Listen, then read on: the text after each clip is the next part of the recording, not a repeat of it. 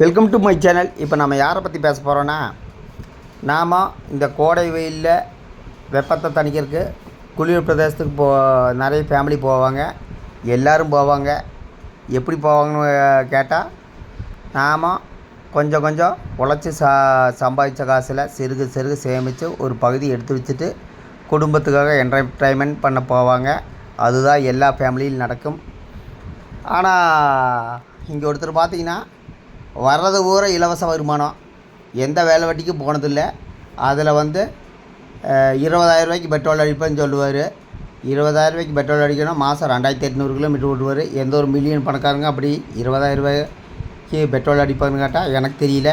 ஒரு ரொம்ப ரொம்ப ஐப்பு பணக்காரன் மட்டும்தான் அது 20,000 ரூபாய்க்கு பெட்ரோல் அடிக்கிறது யோசிப்பாங்க. ஆனால் இவர் பார்த்தீங்கன்னா 20,000 ரூபாய்க்கு பெட்ரோல் அடித்தா அங்கே சுற்றின இங்கே சுற்றின பாரு. அவர் வேறு யாரும் இல்லை, எந்த வேலை வெட்டிக்கும் போகாமல் வெட்டியாக வீடியோ போட்டு மக்களோட இலவச வருமானத்தில் வாழ்ந்துட்டுருக்கிற தம்பதிகள்னு சொல்லலாங்க. நம்ம இளவரசர் தான். அவர் பெருமையாக சொல்கிறாரு, நாங்கள் ஊட்டிக்கு போகிறோம் பார்த்துங்க. ஊட்டிக்கு யாருமே போனதுலேன்னு பார்த்துங்க, இவங்க தான் ஊட்டிக்கு போகிறாங்க. நீ ஊட்டிக்கு போனது இதான் ஊட்டி ரோடும்பார். அப்புறம் பார்த்தோன்னா இதான் ஊட்டி பாயிண்ட்டுன்னு சொல்லுவார். ஊட்டி பற்றி சொல்ல மாட்டார். எங்கள் ஃபேமிலி மட்டும்தான் ஊட்டிக்கு போய்க்குதுன்னு கேட்டால் இவர் அப்படி தான் சொல்லுவார். அதை என்ன சொல்கிறாருன்னா, நாங்கள் ஊட்டிக்கு போகிறோம் அப்படின்னு சொல்லியிருக்கிறாரு. அப்புறம் பார்த்திங்கன்னா, நாங்கள் ஸ்டெப்னி மாட்டிகிட்டுருக்குறோம், கார் சர்வீஸ் பண்ணிகிட்டுருக்குறோம், ஊட்டி போகிறதுக்கு ஸ்டெப்னி எல்லாம் வேணும். அப்புறம் இவர் அதிசயமாக இவரோட காருக்கு மட்டும்தான் ஸ்டெப்னி மாட்டுவார்னு கேட்டால் இவர் அப்படி தான் சொல்லிட்டு இருப்பார். இதுதான் இவரோட கண்டென்ட்டு.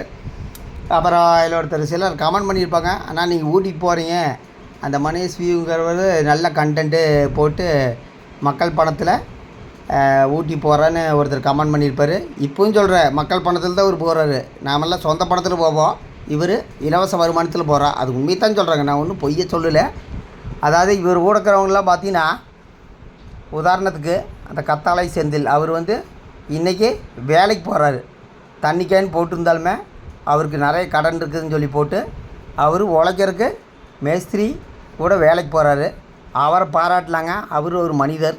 உண்மையிலும் கஷ்ட நஷ்டம் அறிஞ்சு யூடியூப் வச்சுருந்தாலுமே இருந்தாலும் வேலைக்கு போய் சம்பாதிக்கணுன்ட்டு, பிஸ்னஸ் பண்ணாலுமே வேலைக்கு போய் சம்பாதிக்கணுன்ட்டு போகிறாருன்னா அவர் தான் உண்மையான மனிதர். அவரை பாராட்டி ஆகணும். ஆனால் இவரை பார்த்தீங்கன்னா வீட்டில் 365 நாளும் குழந்தைய காட்டிட்டுமே, வைப்பை காட்டிட்டுமே, அப்புறம் சமையல் கட்டை காட்டிட்டுமே, அப்புறம் குடிச்சிட்டு கண்டபடி திட்டுவார். லைவ் வீடியோவில் போதையை போட்டு சிகரெட் அடிப்பார். இதுதான் இவரோட உழைப்பு.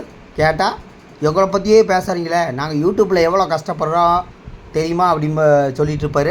அப்புறம் பார்த்திங்கன்னா, நேற்று ஸ்டெப்னி மாட்டிட்டு இருக்கிற இடத்துல என்ன சொல்கிறாருன்னா, நான் எப்போது ஒரு நாள் அது ஊட்டியில் இல்லை போனது இல்லைங்க, கொடைக்கானல் தான் போயிருக்குங்க. அது எப்படி சொல்கிறாருன்னா, போதை போட்டு போனால் அப்படின்னு சொல்கிறாரு.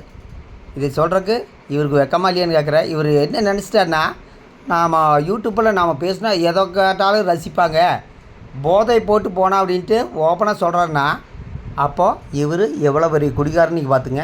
இது பெருமைன்னு நினைக்கிறாரு. நாம் போதை போட்டு போனேன்னு சொல்கிறத இவர் பெருமைன்னு நினைக்கிறாரு.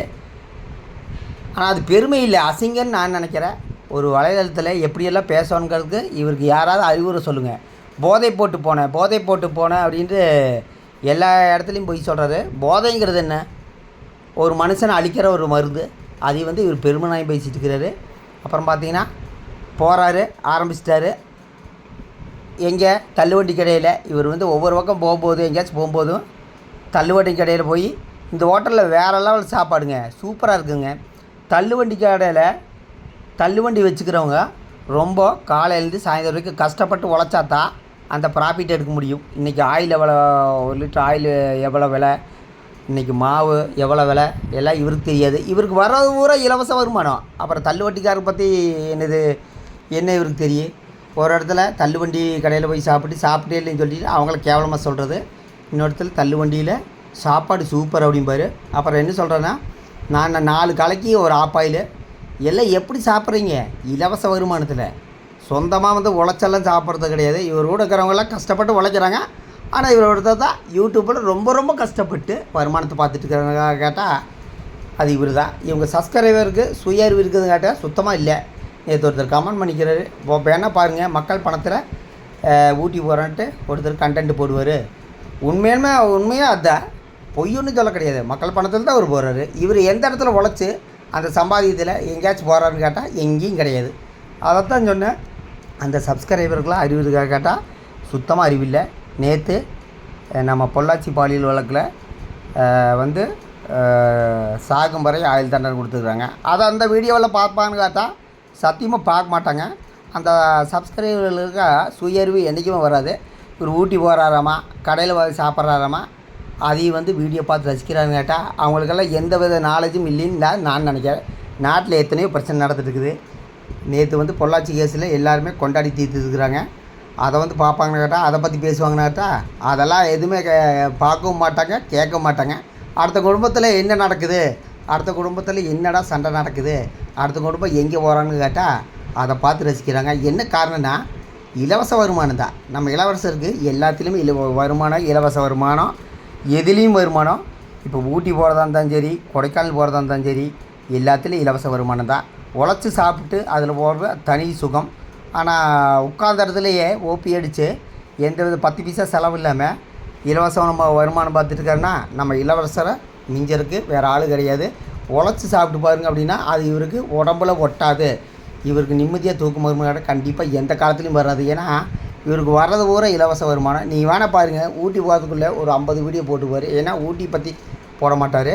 நாங்கள் ஊட்டி போனோங்க, எங்கள் ஃபேமிலி இப்படி விளையாடுச்சுங்க, அங்கே விளையாடுச்சுங்க, இங்கே சாப்பிட்டீங்க. அதாவது குழந்த, வைஃபு, அந்த காரு, இது 3 தான் இவரோட உழைப்பு. உழைப்பு நான் சொல்ல மாட்டேங்க, இலவச உழைப்பு. இலவச வருமானம் வந்தால் எல்லா பொருளும் இவருக்கு உழைப்புன்னு சொன்னால் அது மிகையாகாது.